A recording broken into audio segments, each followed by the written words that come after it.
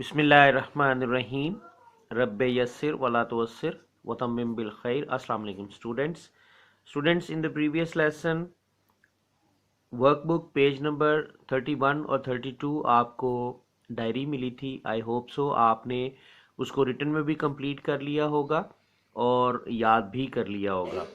Page 31 पे आपको MCQs जो थे, फिर ब्लैंक्स थे, आपने फिल करने थे। 3 ऑप्शंस वर गिवन। ये क्वेश्चन आपके सामने, ये आपने खुद से करना था। तो सो लेट्स मैच, इसको आप मैच कर लें। फर्स्ट का आंसर है 3, सेकंड वाले का था सॉलिड, फिर लिक्विड, गैस, टाइनी। तो ये पेज आपने खुद से करना था। आई होप सो आपने बिल्कुल ठीक किया होगा, और जिन जिन बच्चों ने ठीक किया है, very well done, excellent work, आपने बहुत अच्छा काम किया। सिमिलरली पेज नंबर 32 पे भी 3 बॉक्स थे जो आपने डायग्राम को देख के फिल करने थे। लेट्स सी कि आपने वो क्या किया है, और उसको मैंने भी सॉल्व किया है। उसको देखते हैं, आप मैच कर लीजिए, और उस पे भी अगर आपने बिल्कुल ठीक किया तो शाबाश ले लीजिए।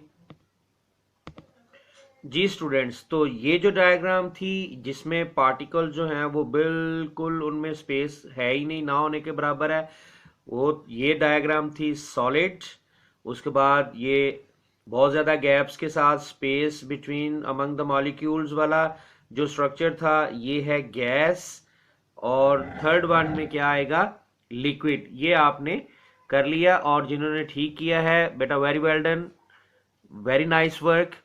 And now let's talk about our today's lesson. And our topic today is water as a universal solvent.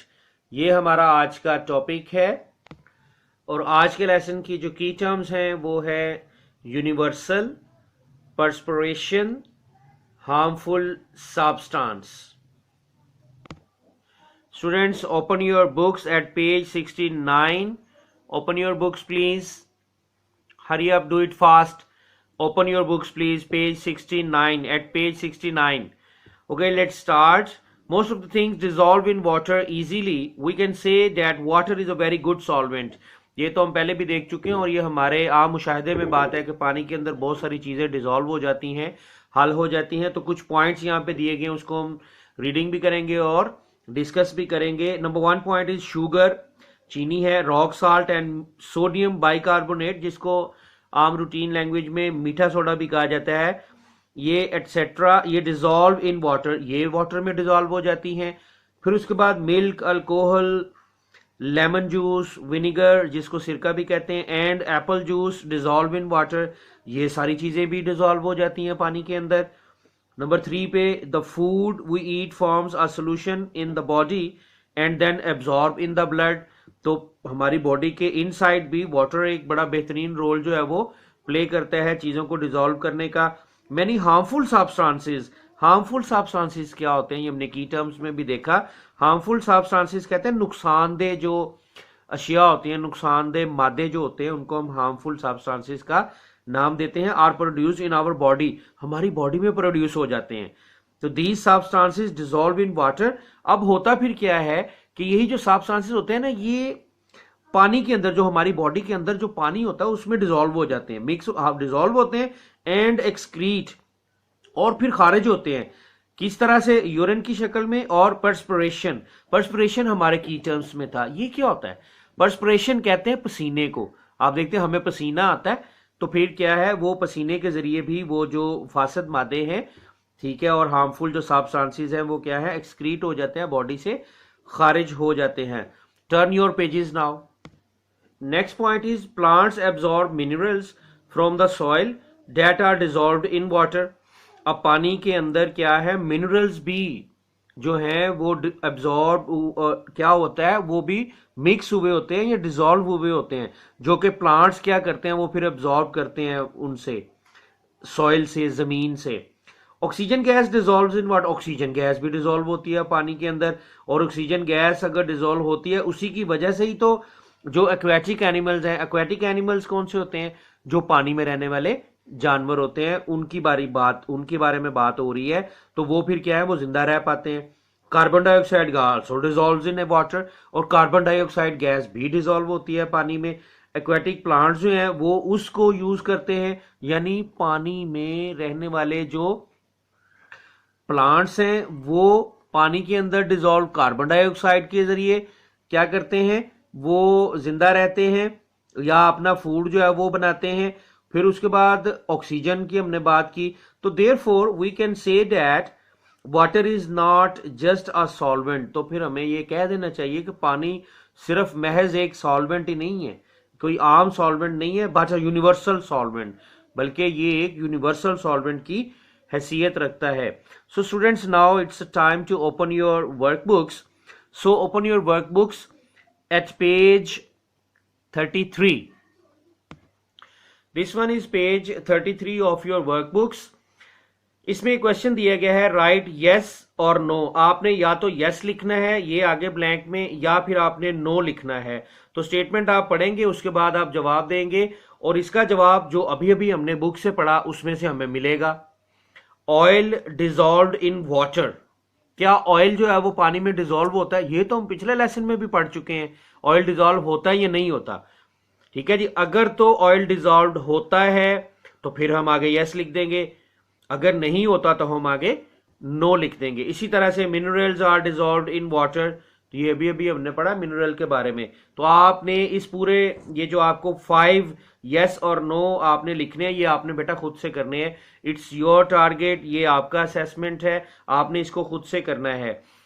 Eight the end of this page एक क्वेश्चन दिया गया है, why are more impurities dissolved in water, कि पानी के अंदर इतनी ज्यादा इम्प्योरिटीज जो हैं वो कैसे डिजॉल्व हो जाती हैं, क्यों डिजॉल्व हो जाती हैं? तो आंसर ये आपके सामने लिखा हुआ है, more impurities are dissolved in water because water is a universal solvent, क्योंकि पानी एक यूनिवर्सल सॉल्वेंट है, ये अहलियत रखता है, सलाहियत रखता है बहुत कुछ अपने अंदर हल करने की। Okay, now turn your pages now please.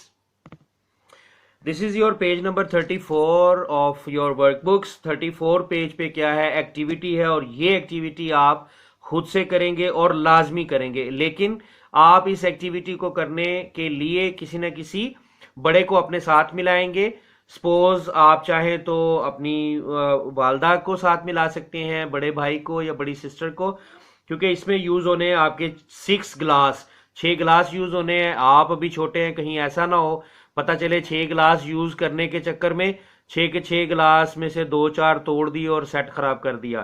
खैर 6 गिलास लेने हैं अप्रेटिस में, उसके बाद पानी लेना है, टेबल सॉल्ट, शुगर यानी नमक, चीनी, सोडियम बाइकार्बोनेट, इसको मीठा सोडा भी कहते हैं, बआसानी मिल जाता है हर जगह से, लेमन जूस, तो वो तो आपको पता ही है, लेमन को निचोड़ेंगे तो लेमन जूस, मिल्क, ये सारी चीजें आपने लेनी है। करना क्या है, प्रोसीजर ये है कि टेक द वाटर इन 6 गिलास, 6 के 6 गिलासों में आपने पानी डाल लेना है। Dissolve the above given things, अब ये जितनी चीजें हैं ना, एक में आपने नमक डाल देना है गिलास में, एक में चीनी डालनी है, एक में मीठा सोडा, एक में लेमन थोड़ा सा, और एक में मिल्क। ठीक है जी, डिजॉल्व द अबव। अब वो करना क्या, आपने उनको डिजॉल्व करना है और कंक्लूजन देखना है कि क्या ये सारी चीजें डिजॉल्व हो गई उसमें। तो फाइनली आपको पता चल जाएगा डिजॉल्व हुई कि नहीं हुई, उसमें हल हो गई कि नहीं हो गई। तो कंक्लूजन क्या है, if all the things are dissolved in water then what is the reason behind this. अगर वो सारी चीजें डिजॉल्व हो गई हैं तो फिर रीजन क्या है, क्यों डिजॉल्व हो गई हैं? तो बड़ा आसान सा इसका जवाब है, अभी अभी हमने सीखा कि all the things are dissolved in water because water is a universal solvent, क्योंकि पानी यूनिवर्सल सॉल्वेंट है और ये बहुत सारी चीजों को, मैक्सिमम चीजों को अपने अंदर डिजॉल्व करने की सलाहियत रखता है। ओके, तो स्टूडेंट्स अब हम डायरी की बात करते हैं।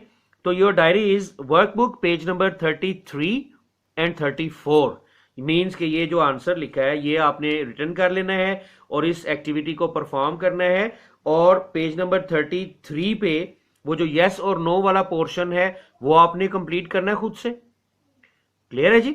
और वो कंप्लीट करने के बाद उसके नीचे जो एक क्वेश्चन दिया गया था इसको आपने रिटर्न में भी कंप्लीट करना है और याद भी करना है, ये आपके सामने है।